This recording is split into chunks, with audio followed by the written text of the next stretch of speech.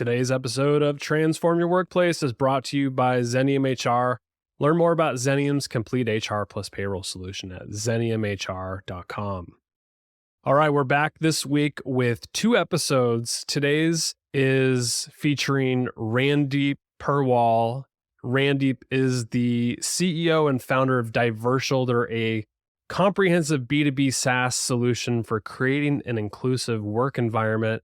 And Randeep shares how the platform uses technology to eliminate bias, and they gather trustworthy data that ultimately will help you increase productivity and engagement amongst employees, and also figure out where there's room for improvement in terms of inclusivity and diversity. Ultimately, what Randeep hopes out of this platform is to put employees in positions where they can thrive. So we did sort of a product spotlight. I found it really fascinating and really enjoyed the discussion. And on Friday, we have a bonus episode with Nicole Blevins from Xenium, and we're diving deep into AI and the HR profession and what it's going to do to our organizations. So we geek out on that one, had a lot of fun with that. There's a video version of that podcast as well. So stay tuned. Make sure to subscribe to the podcast if you haven't already, and make sure you get that delivered as soon as it releases on Friday. Enjoy today's episode. Make sure to connect with Randeep, and I'm on LinkedIn and Instagram as well. Enjoy today's episode.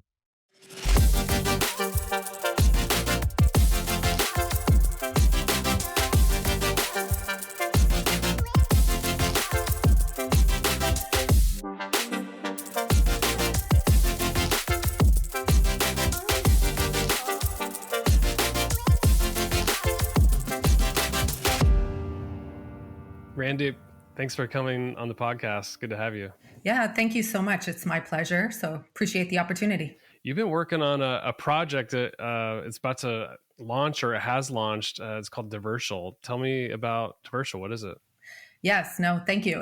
Very timely, as we are getting ready to launch in about 2 weeks. So Divercial is a B2B SaaS employee experience platform, and we help organizations build inclusive workplaces, focus on the future of work, and specialize in talent management. What is it like to launch a platform like that? Like, there's so much that goes into it. What, are you like a product marketer by experience, or like how do you even go about doing something like this? Yeah, I think I've always considered myself like a strategic creative. And so I can do the strategy to execution piece, right? I think usually people are one or the other, but I've always been a little bit unique where I like both ends of it, but that equates to a lot more work. And one thing about me, I've always been a generalist. So having to learn a little bit about a lot of things is just my personality. And I think that's exactly what you need when you're like a startup founder. Employee experience is like, it's a topic that I hear. I'm in the HR space, and a lot of leaders are talking about it, and DEI falls in that. And this is what your platform is all about, is diversity, equity, inclusion. So like, what's your story? Like, how did you even come up with this idea? I'm sure there was a problem or you saw a need somewhere, and that led to creating a platform like this, but like, tell me the whole background. Yeah, no, absolutely. I think it's a combination of, my personal, professional lived experiences, plus my passion too, which is talent management. And I think the best way to explain it is like our mission statement, which is we want everyone in the organization to have equal and equitable access to the support and resources so they can achieve their full potential at work, right? Just fair game. That's it. And it was started as a, problem I encountered. So Brandon, like the first time I took my first leadership position managing people, like I actually loved it. I knew it was my calling from day one. And so my aspirations were, to climb up the ladder and go into like senior leadership, mainly because I wanted more responsibilities so I could make that much more of an impact. But I hit a glass ceiling. So, realizing at that time, there weren't opportunities for people like me. And it's not just, yes, I identify as a woman of color, but I think even personality traits, I think that is so underrated. Like, for example, I am super inquisitive. I'm a problem solver. I like challenging status quo. So, in these corporations, they want you to conform. They don't want you to like vote, right? So for me, I was just like, how are they deciding who to hire? And basically came to the conclusion that the bias in the decision makers is so prevalent, right? And it's unconscious. So it's not their fault. It just happens, right? So like, how do you fix it? You really just need a more diverse, like in every aspect and dimension of decision makers to kind of balance influence in the workplace. Yeah. Well, what's interesting is that it is unconscious because it's like so ingrained in their culture from people who have been there forever. That's the way we've always done it, or a certain demographic that's been inside the culture, and it's like steering a giant ship to make change.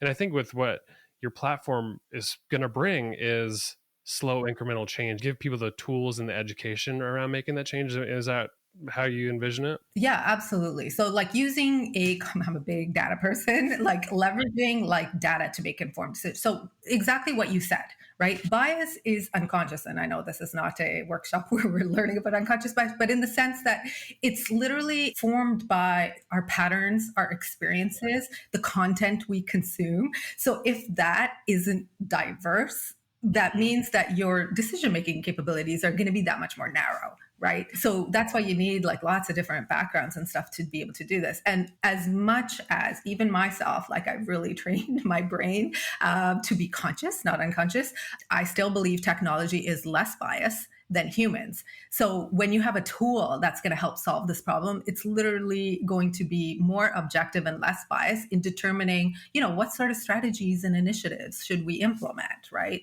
So that's a big component of what we're looking to do.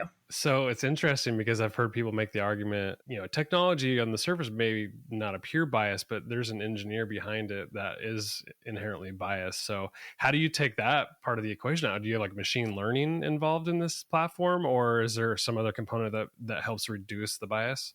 Yeah, no, absolutely. And you are correct. The data is as good as the engineers that are programming it or the data that's been collected to, predict the AI. I would say for us, because we're still working on collecting our data set, there are some general assumptions based. So a lot of the data that gets collected will form the AI that will be able to kind of do the predictive analysis piece of it. But it's interesting because I'm sure like you have been playing around with like ChatGPT. I've got the premium subscription. I'm all about it. Exactly, right? So, and I'm sure like with certain topics, and I especially think when it comes to talent and DEI, like it's super generic, right? Because there's a lot of content out there, but it's not really addressing root causes and solutions. So I always end up tweaking it as you do too, right? So I think it's great as a foundation for sure, but then we still need to customize 100%. When an organization, it's a B2B SaaS platform, right? So an organization would sign their entire company up for this, and then they get on the platform. I imagine individual employees would fill out a profile. What kind of data are you capturing along the way? Like at least initially, and then what are your long-term plans for data? Because if you're a data nerd, as you called yourself, and the tool will analyze the data and probably give employers something to work from, I'm just curious what the possibilities are going to be with this. Yeah, no, absolutely. And I think this will continue to grow. But for now, we have like 8 sections that will be measuring data. So one is demographic data, and more in the sense of just understanding what the makeup of your organization is, because you always need a current state, right? What is my current state? And then the other sections include talent, of course, leadership, diversity, inclusion, there's well-being, belonging, workplace culture, employee engagement. So there's a lot of different sections. And I would say like each of them, like, the questions that will be asked are quite poignant in the sense that it'll give you a lot of insights. And this is what makes us really different. So I did do some consulting prior to the tool. So when you're doing consulting work, you give your deliverable and then you tell them, okay, these are my recommendations, go execute and implement. And we all know nothing ever happens, right? Regardless of which sector you're consulting in. But what's really cool is that you will receive the recommendations. And I think that is the difference. So I always ask clients, like, how are you deciding like which initiative to implement, right? Like, for example, like I am able-bodied, but how do I know how to address accessibility and accommodations for people with disabilities? Like, let's get that information. So let the data decide. But then how do you weigh that to people who feel microaggressions at work? You know what I mean? And so our algorithm will kind of help you prioritize those things for the greatest impact. A lot of the data is user driven, right? So I would have a profile, I'd be filling out certain information. Are you worried about the relevance of the data or like the accuracy or truthfulness behind it? Like how do you vet that to make sure like people are being truthful about the data they're inputting? Yeah, no, that's a super fair question. I would say there's obviously no 100% guarantee. But at the same time, a couple of things, what we have noticed is that employees will be more, I would say, forthcoming using a third party company rather than your in house. And then the second thing, anonymity is super important for us. So the fact that the data is going to be scrubbed and provided in aggregate form, so people, one, cannot get identified, but the anonymity piece is very, very important. And it will be used in conjunction with other data points as well that we collect throughout the platform. And then I think what's going to be really cool down the road is that everything is relative. So a lot of times questions are like, how do we know how we are doing? Like, are we good? Are we bad? And so when you can collect that data and start doing like peer benchmarking, then you kind of know where your organization ranks to like other peer groups. So then it gives a little bit more context, I would say. Are you going to have that as part of this platform where you can actually cross compare against similar types of organizations? Yes. Oh, that's powerful. Yeah, That's because really we talk quantification, like data, like just kind of relevancy. I think measurement and progress is like the most important thing here.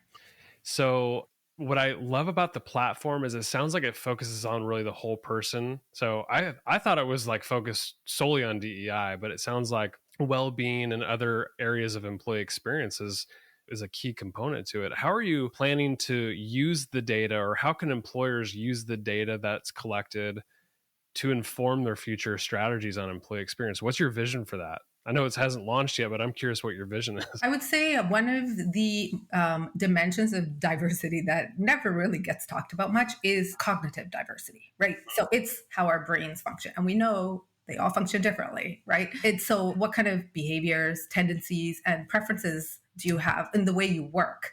And essentially, what you want to do is understand every employee. So, like, for example, these are questions I always asked. And so I always knew this about my employees, but I can tell you, not one manager ever asked me these questions. And I'm pretty sure majority of them don't. Not their fault. It's just like they just don't think that way, right? Like motivational drivers, if you know what your employees are motivated by and or how do they like to be recognized, right? Do you like to work autonomously or asynchronously or collaborate with all of those things?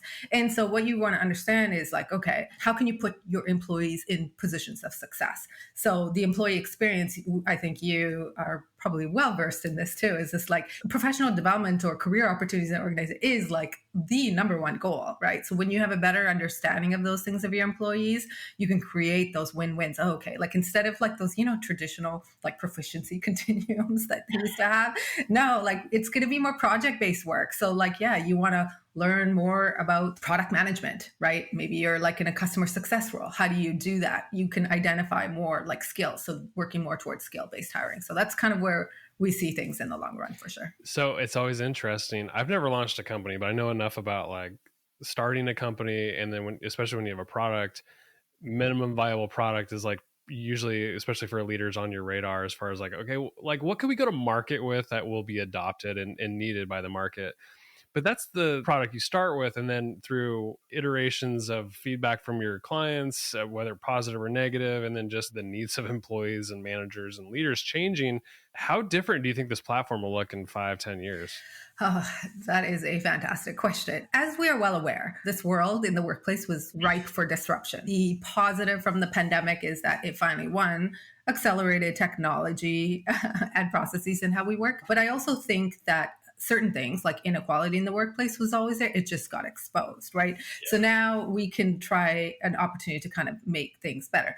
And that's where like the future of work is so interesting and it's changing so rapidly, right? Let's just look at demographics, right? This is the first time in history that we have 5 generations in the workplace. And that's why there's a lot of, I think, confusion and, just like misinterpretation, let's just say. And what basically it's telling us is that one size fits all, sorry, no offense, boomers, that was just the way it operated, but that was relative to them, right? But like then you have like millennials who are the biggest demographic right now. And by 2030, millennials and Gen Z are going to make up 75%. And guess what? Their behaviors, tendencies, their priorities and what they're looking for in work are so different, right? So is the better you can understand your employees and workforce. And that's where the inclusion piece is so important because like it's literally letting people like kind of like own their own identities, and they just want to be respected and valued and not have to like change or conform.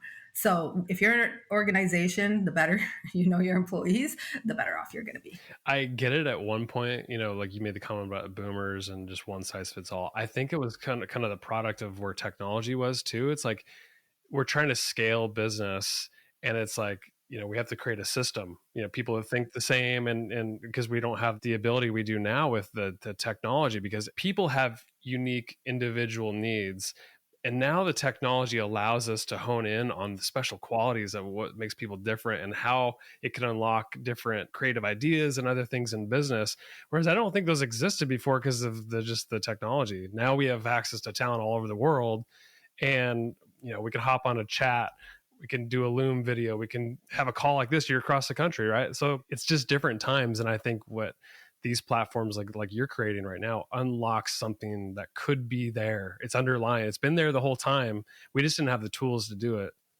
Exactly. And to your point, like efficiency, effectiveness, and doing it at scale. That way it can actually like make an impact and drive change. So we talked about how, with the pandemic, most companies, they weren't necessarily in a remote world, and that accelerated it. Like some organizations went fully remote and never looked back. Some are still doing the hybrid thing. Some still have to be in the workplace and maybe just have departments at home, and some are in a factory floor, whatever it may be.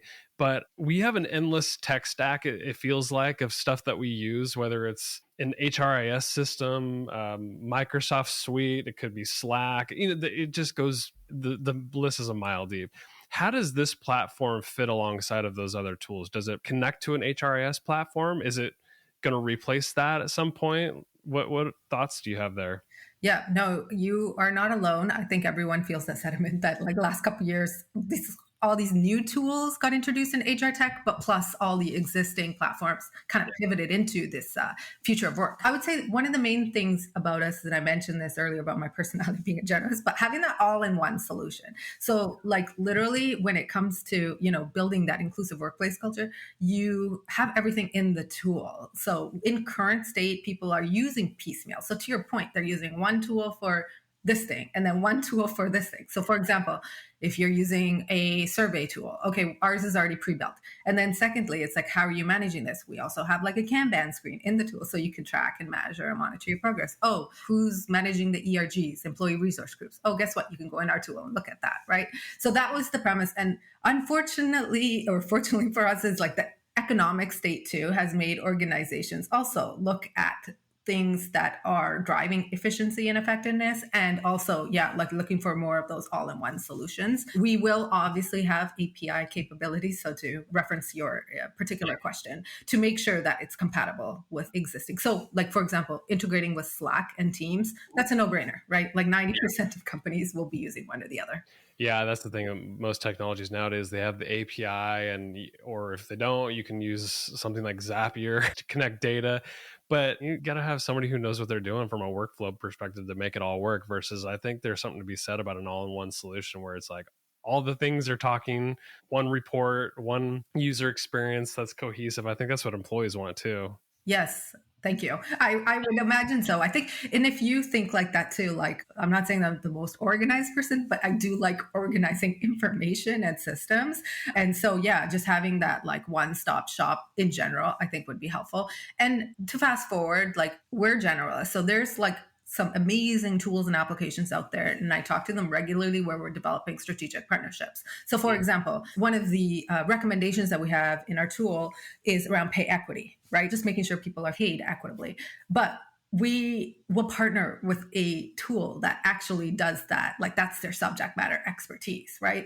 So kind of building this ecosystem. And one thing I've found in speaking to a lot of people, they're super confused, like HR vendors, like trying to find like which one makes sense for them. It's like this massive unscrambled library. And so helping organize that for them, I think would go a long ways. That's often why I will have conversations like this with people who represent a product, because you can't go deep enough to understand like watching an overview video or just going to a website necessarily. You need to sort of know the nuances of the why behind like you created and how it's different and how it fits with other products and tools. So that's why I do this on the podcast too occasionally, is like for HR people who have endless amount of possibilities in tech to use, like what's the best and like what's the differences? So yeah, anyways, talk about barriers to adoption with this. Like what might be some of the resistance with organizations not adopting this?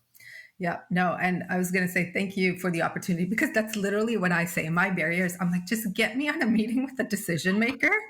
And then if they say no, no problem. I just want an opportunity to, yes, explain like why we're different. And at the end of the day, like how it's actually going to impact them. Like, honestly, like Brandon, I would not to take away, but like I was going to say, like to me, like having something nice and fluff that makes you feel good, it's awesome. But it really needs to like drive the needle forward. And to me, most importantly, it's like from a business perspective, like you are going to get an ROI on this. How is this helping you? Employee engagement, productivity, retention, talent attraction. So there's so many ways about that. And I think to your point, video and content can only take you so far. So I think my goal right now, yes, is an opportunity like this, trying to tell our story, but also the positioning of it too, right? Like, you know, you have to understand the pain points of organizations. Everyone's at a different state. So how can this alleviate some of your pain points and make your life easier? So let's just say from a DEIB perspective, unfortunately, you know, it's probably been one of the first roles in organizations that has been part of the layoff trend. It's unfortunate, but at the same time, I say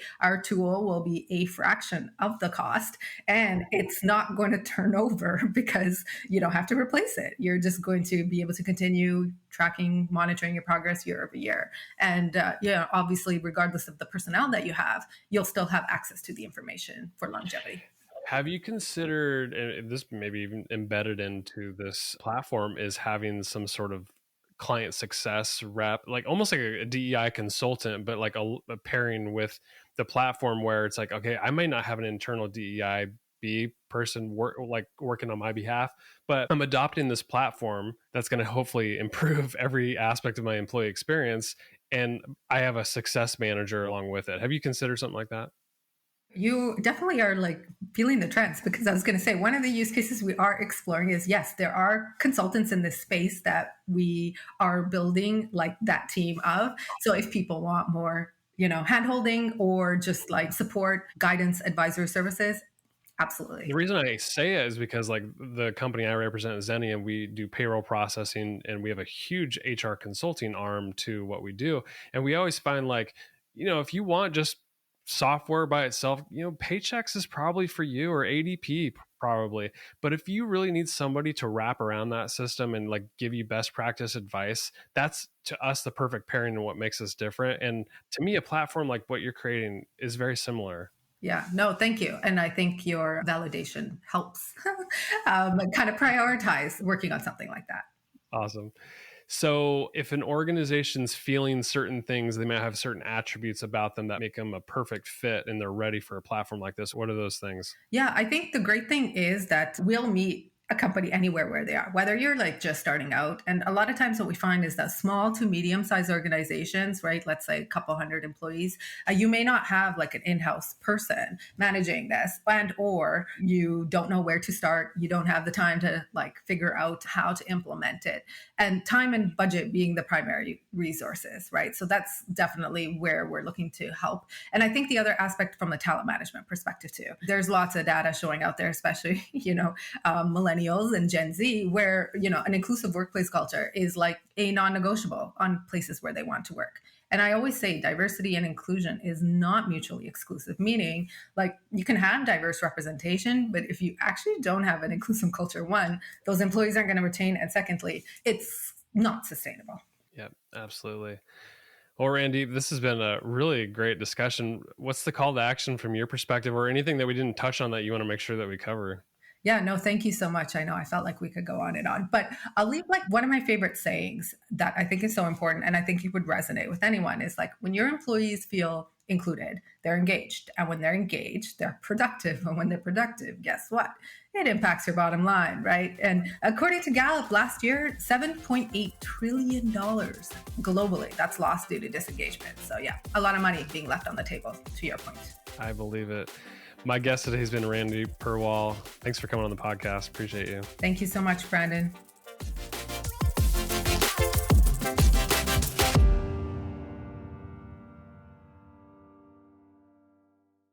The views, thoughts, and opinions expressed are the guest's own and do not represent the views, thoughts, and opinions of Xenium HR or the host, Brandon Laws. The material and information presented on Transform Your Workplace is for general information and educational purposes only. Xenium HR or the host, Brandon Laws, does not necessarily endorse any guest, their business, or any organization they represent. Discretion is advised. Please work with a trusted advisor to find a custom approach that fits your organization's needs.